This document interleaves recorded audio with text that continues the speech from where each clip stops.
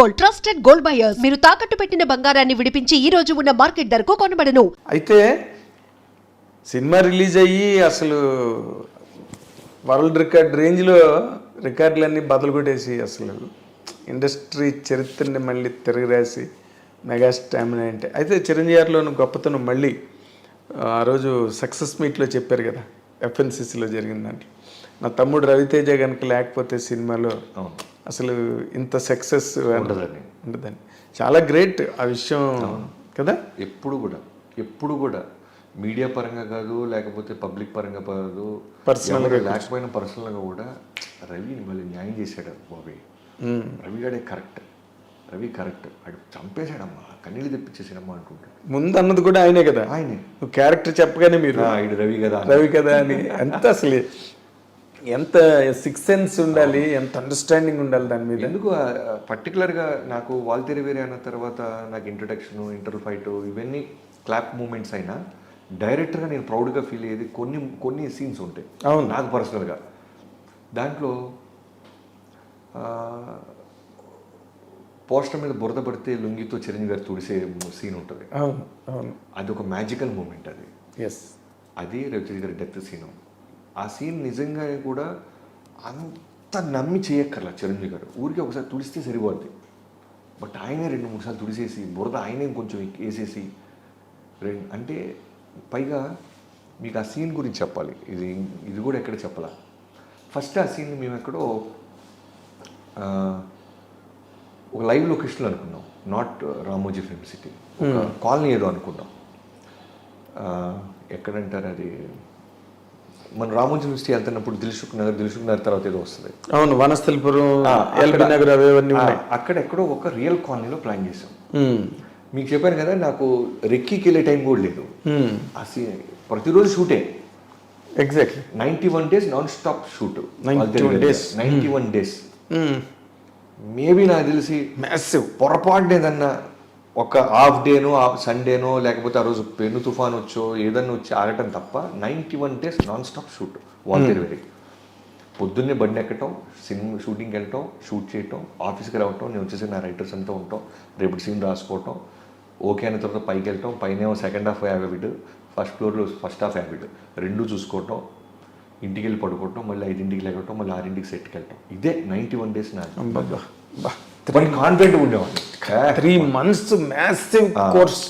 అసలు అన్నీ కూడా బలమైన సీన్స్, ఏది కూడా సాంగ్ అనో ఫైట్ అన్నీ ఏ సీన్కి ఆ సీన్, ఏ ఎపిసోడ్కి ఆ సీన్ అలా ఉంటాయి. కాదు, మిలిటరీ ట్రైనింగ్ కూడా ఇంతకన్నా మామూలు కొంచెం ఈజీగా ఉంటుందేమో. 3 నెలలు కంటిన్యూస్గా అంటే రియల్లీ. ఇప్పుడు ఆ సినిమా మీరు చెప్పినట్టుగా ఆ సినిమా రిలీజ్ అయ్యి అంత పెద్ద హిట్ అవ్వడం, ఆయన అన్ని చోట్ల కూడా చాలా ఓపెన్గా మీ గురించి కూడా అసలు ఎంత బాగా అంటే దాచుకోకుండా, ఇప్పుడు అంత పెద్ద హీరో నేను చేశాను అని అంటే అయిపోయింది, క్లోజ్, మొత్తం క్లోజ్. కానీ మా బాబీ అని మొన్న కూడా అవనిగడ్డలో 365 రోజులు ఆడింది. వాట్ ఈజ్ ఇట్ అండి అసలు? మీరు ఎక్స్పెక్ట్ చేశారా రామకృష్ణ థియేటర్లో? అంటే 1 year ఒక సినిమా ఇప్పుడున్న పరిస్థితుల్లో ఆడిద్ది అనేది ఎక్స్పెక్ట్ చేయడం అసలు impossible thing. Out of dream. 3 రోజులు 5 రోజులు 2 వారాల సినిమా, ఇప్పుడున్న 2 వారాలు ఆడటం అంటే చాలు, నిర్మాత happy, director happy, fans happy. అలాంటిది దాన్ని 300 ఇప్పుడు మీడియా పరంగా నేను హానెస్ట్గా చెప్తాను, ₹1 నిర్మాత దగ్గర నుంచి కానీ డైరెక్టర్ దగ్గర నుంచి కానీ ఆ సినిమా రన్కి ఏ విధమైన సపోర్ట్ మమ్మల్ని అడగలేదు ఎవరు. అది న్యాచురల్గా ఆడిందంటే రామకృష్ణ థియేటర్లో అవినిగడ్డలో ఆడింది ఆ సినిమా. అవును. సో పిలిస్తే నేను మొన్న 2 days బ్యాక్ వెళ్ళొచ్చాను. అవును, ఏదో పిలిచారు, పాపం మన సినిమా ఆడింది, యాజ్ ఎ డైరెక్టర్గా వెళ్ళాలని నేను, ప్రొడ్యూసర్గా మైత్రి రవి గారు వెళ్తే మళ్ళీ ప్రీ రిలీజ్ ఈవెంట్ లాగా చేశారు వాళ్ళు. స్వామినాయుడు గారు కావచ్చు, అక్కడ ఉన్న మిగతా ఆ ఊరు రామకృష్ణ థియేటర్కి సంబంధించిన అవినిగడ్డ చిరంజీవి గారి అభిమానులు అయి ఉండొచ్చు. గ్రాండ్ ఒక ర్యాలీ పెట్టి తీసుకెళ్లారు, స్టేజ్ వేసారు, LED స్క్రీన్స్. 1 year గడిచిపోయిందా, మనం ఇంకా రేపు రిలీజ్ 11వ తారీఖు అనే మూమెంట్కి వెళ్ళాము. చిన్న డిజావో ఫీలింగ్ వచ్చింది నాకు, మైత్రి రవి గారికి. డిజావో. ఇప్పుడు ఇన్ జనరల్గా అంటే అక్కడికి వెళ్ళగానే దిగ్గానే ఎలా అనిపించింది అసలు? అదే చెప్తాను కదా, సేమ్ లాస్ట్ ఇయర్ ఈ టైంకి ప్రీ రిలీజ్ ఈవెంట్స్లో ఉండేవాళ్ళం. అవును, 13 రిలీజ్ అంటే 8వ తారీఖు 9వ తారీఖు అలా జరుగుతూనే ఉన్నాయి. ఒకటి వరంగల్లో, ఒకటి వైజాగ్లో, ఒకటి హైదరాబాద్, ఇలా జరుగుతుండే. అలాంటి మూమెంట్లో ఉన్నామా ఏంటి? ఎందుకంటే మళ్ళీ చిరంజీవి గారు బాస్ పార్టీ పాటేస్తున్నారు వాళ్ళు. పూనకాల లోడింగ్ అంటున్నారు. ఏమో మన సినిమా రేపు 13 రిలీజ్ అయిపోతుంది, ఎలా ఫీల్ అవుతారు ఆడియన్స్ అన్న మూమెంట్లో ఉంది. Really great. మీరు అక్కడ మంచి వాళ్ళకి చిరంజీవి గారి అభిమానులకి మంచి చాలా బలమైన వాగ్దానం ఇచ్చి వచ్చారు. మళ్ళీ పూనకాయలు తెప్పిస్తాను, అంతే కదండి. ఇప్పుడు పెద్ద హిట్ ఇస్తానని చెప్పి ఫస్ట్ సినిమానే వాల్తేరు వీర అయితే మళ్ళీ దాని తర్వాత సినిమా చేస్తే వాల్తేరు వీర అమ్మమ్మ కూడా అవ్వాలి. ఫ్యాంటాస్టిక్. మీకు ఆ కాన్ఫిడెన్స్ ఉండడమే మొట్టమొదటి కీలకమైన పాయింట్, చాలా ఇంపార్టెంట్ ఇంగ్రీడియంట్ అది, మీకు కాన్ఫిడెన్స్. అది ఆ కాన్ఫిడెన్స్ వల్లే కదా వాల్టర్ వీరే వచ్చింది. మోర్ దెన్ కాన్ఫిడెన్స్ అంటే మీకు ఒక విషయం చెప్పాలి. చిరంజీవి గారు ఎలా ఉంటుందంటే, నేను ఎందుకు 91 days నాన్ స్టాప్ షూట్ చేశాను దానికి కారణం చిరంజీవి గారి నుంచి దగ్గరగా చూడటం. పని తప్ప వేరే దానికి అసలు స్పేస్ ఇవ్వడం ఆయన. ప్రతిరోజు భయపడుతూనే వస్తాడు సెట్కి. ఈ సీన్ షూట్ జరిగిపోతుంది, దీన్ని ఏమైనా చేయగలమా బాబీ అని అడిగేవాళ్ళు. ఇంత హోంవర్క్ మెగాస్టార్ చేస్తున్నప్పుడు మనం ఎందుకు చేయకూడదు, మనం ఎందుకు రిలాక్స్ అవుతాం, కథ ఓకే అయిపోయిన తర్వాత మేకింగ్ మీద తప్ప రైటింగ్ మీద ఎందుకు పెట్టట్లేదు, రైటింగ్ మీద కూడా పెట్టాలి కదా మనం అని ఒక కథని ఎన్ని యాంగిల్స్లో ఒక కమర్షియల్ సినిమాని ఆలోచించాలో అంత హోంవర్క్ చేసేసాం. సో అక్కడి నుంచి నాకు మొదలైపోయింది. ఇప్పుడు నేను చేస్తున్న బాలకృష్ణ గారి సినిమాకి కూడా నేను చాలా కాన్ఫిడెంట్గా ఉన్నాను. ఎందుకంటే ఈ సినిమాని ఎన్ని రకాలుగా స్క్రీన్ ప్లే చేయాలి, ఎన్ని రకాలుగా ఒక హీరోని అద్భుతంగా చూపించాలి, ఎన్ని రకాలుగా వండర్స్ క్రియేట్ చేయాలి, అన్నీ హానెస్ట్గా చేస్తున్నాం. అవును. సో అది ఇస్తుంది మాకు ధైర్యం, కాన్ఫిడెన్స్కి. ఎగ్జాక్ట్లీ. ఎప్పుడు రెడీ, ఎప్పుడు సినిమా రిలీజ్ అయినా మేము రెడీ, నాన్ స్టాప్ షూట్ అయినా మేము రెడీ. అంత బాగా ఇప్పుడు చేసిన సినిమాను కూడా టీం అందరితో వర్క్ చేస్తాం. ఎన్బికే 109. యా. అసలు ఏంటి నాకు చాలా మోస్ట్ ఎగ్జిలరేటింగ్ పాయింట్ ఏంటంటే, బాలకృష్ణ గారి అభిమానులు అసలు ఇలా పండగ చేసేసుకుంటున్నారు ఈ సినిమా గురించి అని. అసలు వాళ్ళ రియాక్షన్ చూస్తుంటే ఏమనిపిస్తుంది మీకు? అంటే అదే దీని ఇంటర్వ్యూ టేక్ ఆఫ్ ముందు మీరే ఒక మాట అన్నారు, అతి చిన్న వయసులోనే చాలామంది స్టార్స్, బిగ్ స్టార్స్తో చేసే అవకాశం. ఎస్, అలా I have seen a long way of industry. So అలా పవన్ కళ్యాణ్ గారితో చేయటం, జూనియర్ ఎన్టీఆర్ గారితో, జైల్లో కుశ, వెంకటేష్ గారు, నాగ చైతన్య, చిరంజీవి గారితో చేసిన తర్వాత ఇంకా ఉన్న బిగ్గెస్ట్ స్టార్స్ అంటే మనకి బాలకృష్ణ గారు. ఎస్.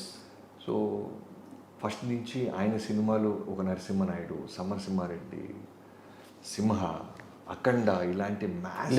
పైగా ఇప్పుడున్న బాలకృష్ణ గారిది ఎలా ఉందంటే అన్స్టాపబుల్ తర్వాత ఎక్కడెక్కడో రూటెడ్ ఫ్యాన్స్, మల్టీప్లెక్స్ ఫ్యాన్స్, చిన్న చిన్న యూత్, మా పాప జనరల్ ఫ్యామిలీస్. అంటే మా పాప అఖండ పాటలు తెగ చూస్తూ ఉంటుంది. ఎందుకంటే ఆ క్యారెక్టర్ సూపర్ మ్యాన్ హీరోగా వాళ్ళు ఓన్ చేసుకున్నారు. అవును. వచ్చి దైవ రూపంలో వచ్చి త్రిశూలం పట్టుకొని పొడిసి తొబ్బుతుంటే పిల్లలు కూడా ఊగుతున్నారు, నవ్వుతున్నారు. సో అలాంటి బాలకృష్ణ గారిని ఇప్పుడు మనం వాల్తేరు వీరే తర్వాత నాకు రావటం నిజంగానే, నీకు అన్నాను కదా రవితేజ గారిని ఇస్తున్నప్పుడు మైత్రి రవి గారు ఎలా అయితే ఒక ప్రేమతో ఒక బండరాయిని వార్నింగ్గా ఇచ్చారో, అలా ఒక బిగ్గెస్ట్ సక్సెస్లో ఉన్నారు బాలకృష్ణ గారు. బ్యాక్ టు బ్యాక్ అఖండ, వీరసింహారెడ్డి, భగవంత్ కేసరి, వేరే స్ప్రీలు ఉన్నారు ఆయన ఓపెనింగ్స్, ఆయన బిజినెస్, ఆయన ఫ్యాన్ బేస్, ఓవేషన్ ఈ రోజున. యా. సో ఇప్పుడు చిరంజీవి గారు తన తర్వాత బాలకృష్ణ గారికి అనగానే ఆ రెస్పాన్సిబిలిటీ మళ్ళీ యాజ్ ఇట్ ఈస్గా నాకు ఇప్పుడు. మీరు చెప్పిన పాయింట్ చాలా బాగుంది.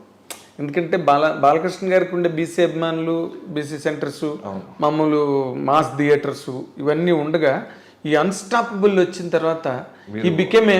మీరు మంచి మాట అన్నారు. నేను ఈ కథ రాసినప్పుడు నా ఫస్ట్ మేము ఒక వర్త్ లాగా తీసుకుంది ఏంటంటే, ఫస్ట్ లైన్ మేము స్క్రిప్ట్ రాసినప్పుడు బాలకృష్ణ గారితో project take off before, Balakrishna గారికి ఉండే మ్యాసివ్ బీసీ సెంట్రల్ అభిమానులు ఓట్ బ్యాంక్ లాగా fan base as it is ఉంటుంది. మాస్ థియేటర్స్ బాబీ తీసినా ఇంకా ఎవరు తీసినా ఆ ఫ్యాన్ బేస్ వస్తుంది. అది బ్యాంక్, అది బ్యాంక్.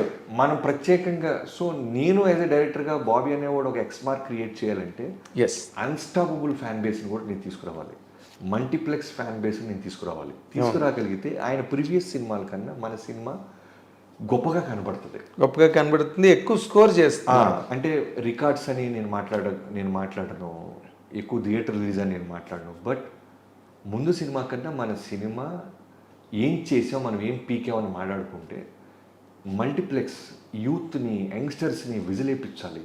బాలకృష్ణ గారు ఫైట్స్ చేస్తే చూసాం, బాలకృష్ణ గారు ఎమోషన్ చేస్తే చూసాం.